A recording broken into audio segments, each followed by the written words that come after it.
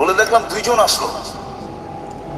প্রথম কবরের কাছে দাঁড়ায় একজন জিজ্ঞাসা করলো কি লিখবো? তো বললো যে চতুর্দিকে লেখো, চতুর্দিকে 12 মাইল। চতুর্দিকে